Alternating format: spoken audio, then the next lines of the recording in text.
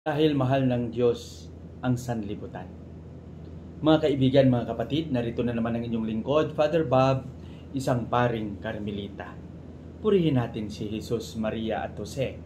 Tuloy-tuloy lang tayo sa ating mga pagninilay at tingnan natin ng mabuti kung ano ang pinakamagandang mga aral o mensahe na pinapaabot sa atin ng ating mga pagbasa, lalong-lalo na ng ating Ebanghelyo. Ngayon ay araw ng Sabado. Nasa 14 na araw na tayo sa buwan ng Setyembre 2024. Sa araw na ito ay ginugunita din natin ang kapistahan ng banal na krus, the exaltation of the Holy Cross.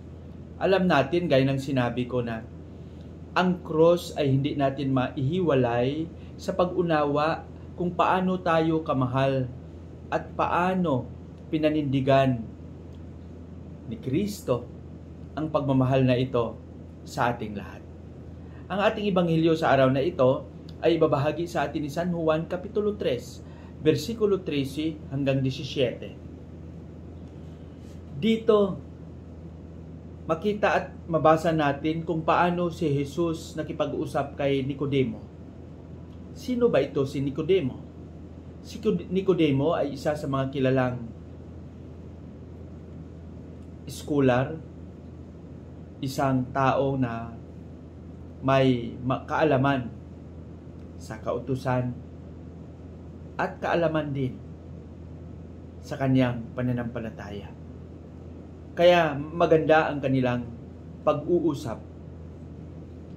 At dito sinabi na dahil mahal ng Diyos ang sanlibutan, na ipinadala niya ang kanyang nag-iisang anak para sa lahat, upang kung sino man ang maniwala sa Kanya ay magkaroon ng buhay na walang hanggan.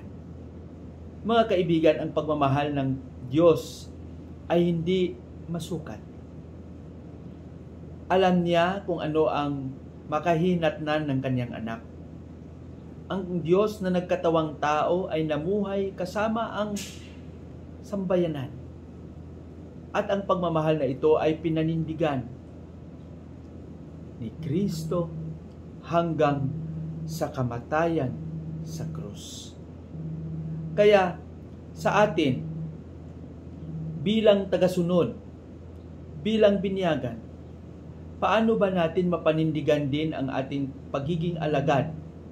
Paano natin maipadama at maipahayag na tayo ay kabilang sa sambayanan ni Kristo?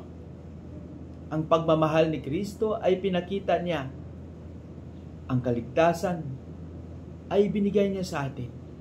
Sana tayo naniniwala sa Kanya ay magkaroon din ng panindigan na maipahayag ang pagmamahal na ito sa Kanya at sa ating kapwa-tao. Patnubayan nawa tayo ng Panginoon sa ating panalangin. Panginoong Hesus, Ikaw ang aming lakas. Maraming salamat sa biyaya ng pananampalataya. Turuan mo kami na sa aming paniniwala sa iyo, mapanindigan namin ito hanggang sa huling oras ng aming buhay. Amen.